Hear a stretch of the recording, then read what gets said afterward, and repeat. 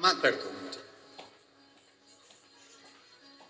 मैं क्या करूं कि ये लीद मुझे खाना ना पड़े, उसका कोई उपाय? लोग कहते हैं सीओर वाले महाराज जी उपाय बताते हैं, पर एक एक पुराण को उठाकर देख लीजिए। राजा परीक्षित ने भी सुखदेव जी से पूछा था 7 दिन में मेरे प्राण छूटेंगे, मेरे बचने का उपाय। नारद जी को श्राप लगा तो नारद जी ने भगवान विष्णु से पूछा था कि मेरे परम धाम जाने का उपाय। दशरथ जी के घर में जब संतान नहीं हुई तो उन्होंने वशिष्ठ बाबा से प्रार्थना करी थी कि मेरे यहाँ संतान होने का उपाय। यशोदा जी के घर में जब संतान नहीं हुई तो उनकी माँ पाटला देवी ने भगवान शंकर के सम्मुख में संत से कहा था मेरे बेटी के घर में संतान हो जाए, उसका उपाय। सुधर्म नाम के ब्राह्मण की पत्नी भूष्मा के संतान मर गई, उसको प्राप्त करने का उपाय। विष्णु पुराण, अग्नि पुराण, नर्मदा पुराण, ब्रह्म विवर्त पुराण, पद्म पुराण, नारद पुराण, श्रीमद् भागवत पुराण, शिव महापुराण, स्कंद पुराण, जितनी भी पुराण उठाकर देखोगे उसमें कुछ ना कुछ पूरी कथा को पढ़ना है, उसमें लिखा है इसका ये उपाय संतों ने बताया, साधुओं ने बताया। केवल सीओर वाले महाराज ने नहीं बताया, वो तो बदनाम सीओर वाला महाराज हो गया। संत नामदेव जी से कहा कि तो उपाय तो पूरी पुराणों में बताए। देव ऋषि नारद ने भी पूछा कि उपाय बताओ। दशरथ जी के घर में औलाद नहीं हुई, संतान नहीं हुई तो उन्होंने पूछा उपाय बताओ। गुरु नानक देव जी ने कह दिया कि शिव के मंदिर में गोपियां कहती हैं कि कोई उपाय बताओ। जी बैठे हुए हैं, तुम जाओ और उनसे गुरु मान। अब उसको समझने वाला तो समझ सकता है, पर ना समझने वाला तो ये सोचेगा कि महाराज ने बता दिया, टोना वाला महाराज है, टोटके वाला महाराज। और जिसने पुराण पढ़ी, इसलिए हम इस व्यासपीठ से आपको कहते हैं गीता प्रेस गोरखपुर की एक एक पुराण को उठाकर लेकर आओ, उसको पढ़ो, उसका अध्ययन करो। जिनके पास में गुरु नानक देव जी ने भेजा था वो तो जहाँ शंकर जी का शिवलिंग था सामने, उधर पाँव कर सो रहे थे। नामदेव जी ने हाथ जोड़कर बोला गुरुदेव। कल एक महाराज जी ने प्रश्न किया, गुरु जी हम पंढरपुर के निवासी हैं, पर हमने नरहरि सुनार की बेटी का इतना बड़ा चरित्र नहीं पढ़ा था, आपने उसका वाचन किया मालू जी की, मालू बेटी का। आप कौन से पुराण से, कौन से शास्त्र में से लिए? तो हम गीता प्रेस गोरखपुर का दृष्टांत सागर 48 नंबर भाग में से उसको लिए थे, और उसका स्मरण इस पुराण के अंतर्गत दृष्टांत सागर में से उसको लिखा। आपको जितने भी बेलपत्री के कोई प्रयोग बताए जाते हैं, और दुर्वा के कोई प्रयोग बताए जाते हैं, और पानी का कोई प्रयोग बताया जाता हो, रुद्राक्ष का कोई प्रयोग बताया जाता हो, वह हमारी पुराणों में लिखा होगा तो हम बोलेंगे, नहीं लिखा होगा तो हम भी नहीं बोलेंगे, क्योंकि उसका स्मरण आपके भीतर होना चाहिए। आप पढ़ें और उसको अपनी जिंदगी में उतारें, उसको पढ़ें और अपने जीवन में उतारें। इसीलिए फिल्म बनाने वालों, अगर बिना पढ़े बोले होते ना तो आज इतने सारे लोग आते हैं, उनके इतने सारे पत्र आते हैं, क्या उनको लाभ मिलता? क्या उनको फायदा मिलता? तो गलती है, आपने पढ़ा, पुराण में से निकाला, अगर नहीं एक पत्र आया, उसने अपनी रिपोर्ट तक लगाई ब्लड कैंसर की, ब्लड कैंसर की रिपोर्ट भी लगाई जिसने पत्र लिखा।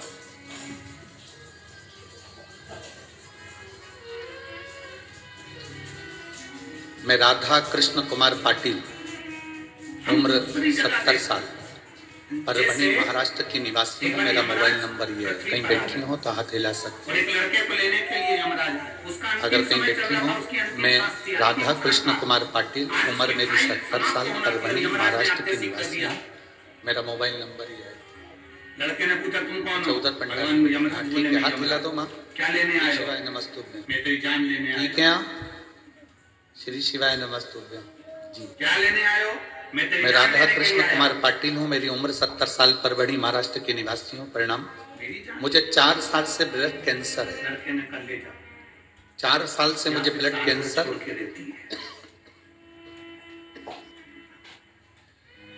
मैंने बहुत औषधियां ली, पर दिन पे दिन मेरी तबीयत खराब होने लगी। आप लोग टीवी स्क्रीन पर, आस्था चैनल पर पत्र को पढ़ सकते हो।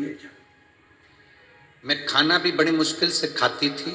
बार बार औषधि उपचार के लिए हॉस्पिटल जाना पड़ता था।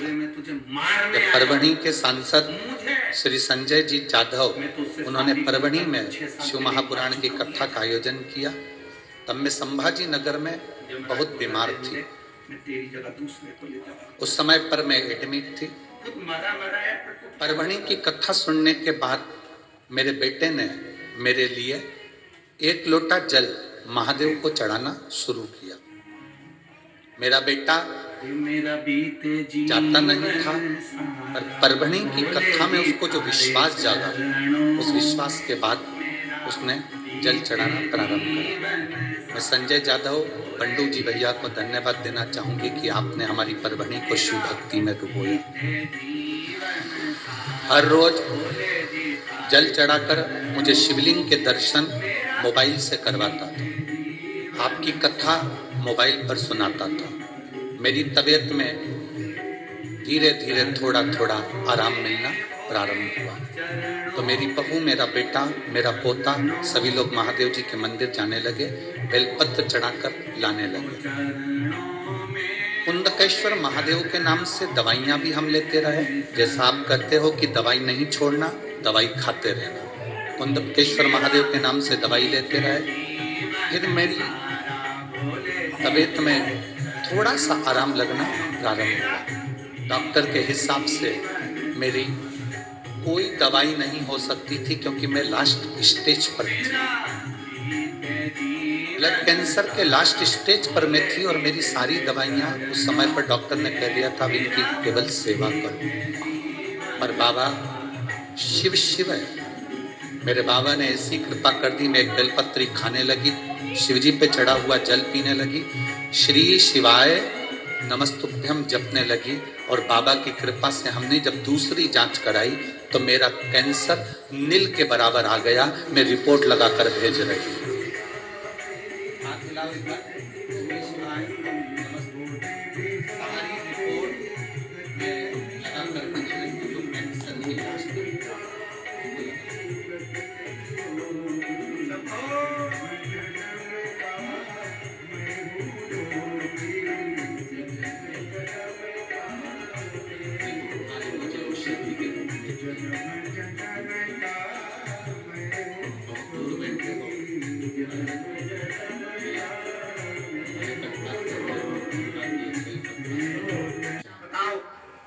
ब्रह्मा जी को क्या शंकर जी का शीश नहीं मिला?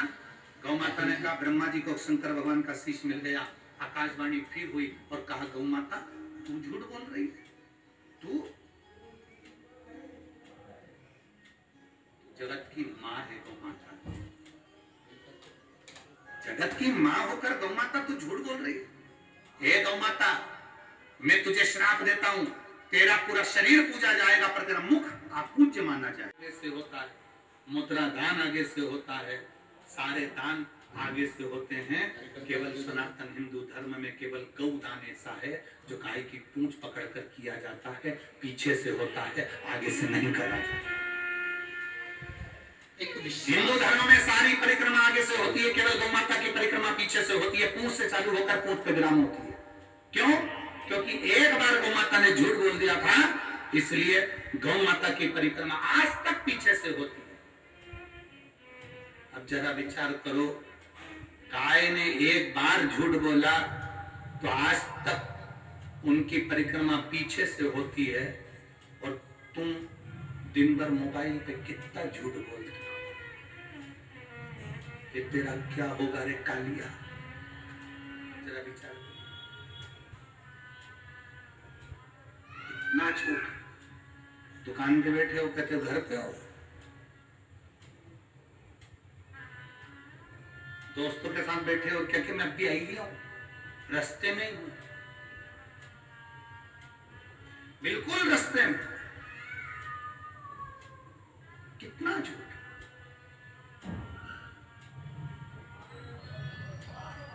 भगवान के पास में भी सूचना पहुंची थी और भगवान के पास में जाकर देवताओं ने कहा इतनी शिव पुराण की कथा हो रही है, लाखों लाखों लोग कथा सुन रहे हैं, सब मरने के बाद वैकुंठ जाएंगे, वैकुंठ भरा जाएगा, नरक कौन जाएगा?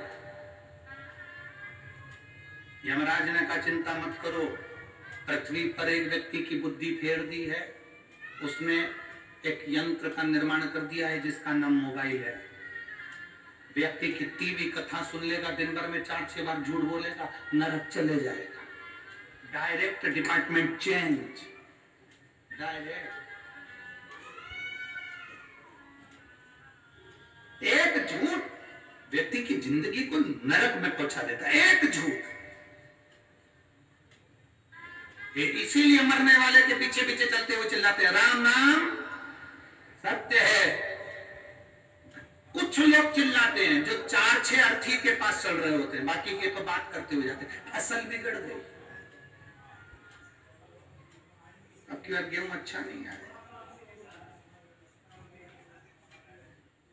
मरने वाला मर गया, चिल्लाने वाले चिल्ला रहे, ये बात करते हुए जा रहा है, उसमें भी 2-4 तो मलते ही मलते जा।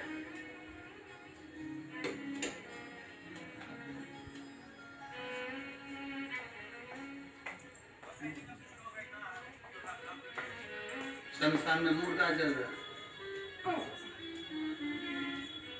पहले थूक के आया फिर बैठा राम नाम।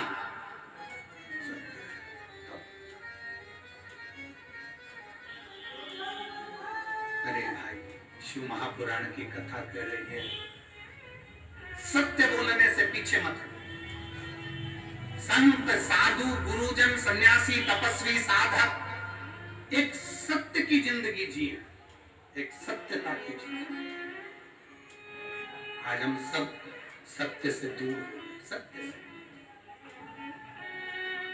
कहा गौ माता ने झूठ बोल दिया, ब्रह्मा जी झूठ पर झूठ बोल रहे थे तो भगवान शंकर को क्रोध आ गया, उन्होंने अपने पांव के अंगूठे का नखून तोड़कर फेंका। काल भैरव प्रकट हो गए, काल भैरव से कहा इस ब्रह्मा का सिर काट दे जिससे ये झूठ बोल रहा है। काल भैरव ने चीटी उंगली के नख को तोड़कर फेंका, ब्रह्मा जी का सिर कट गया। ब्रह्मा जी का सिर कटा, कटा हुआ सिर लुढ़कता गया और ब्रह्मा जी झूठ बोलते गए। ब्रह्मा जी के कटे हुए सिर में से रक्त बहता चले गया, वो रक्त से कर्मनाशा नदी प्रकट हो गई। भारत की भूमि पर केवल एक नदी आज भी ऐसी बहती है जिस नदी का पानी कुत्ता भी नहीं पीता, जिसको कर्मनाशा नदी का। केवल भारत की भूमि पर एक नदी ऐसी है जिसका पानी पक्षी भी नहीं पीता, कुत्ता भी नहीं पीता। उस कर्मनाशा नदी का जल जिसके शरीर पर छींटा भी पड़ जाता है तो उसकी 71 पीढ़ी में किसी ने दान करा होता है, पुण्य करा होता है, कथा सुनी होती है, भजन करा होता है, व्रत करा होता है, उद्यापन करा होता है, कन्यादान करा होता है, गौदान करा होता है, वो 71 पीढ़ी का पुण्य समाप्त हो जाता है। वो कर्मनाशा आज भी उत्तर प्रदेश में पे रही है, आज भी।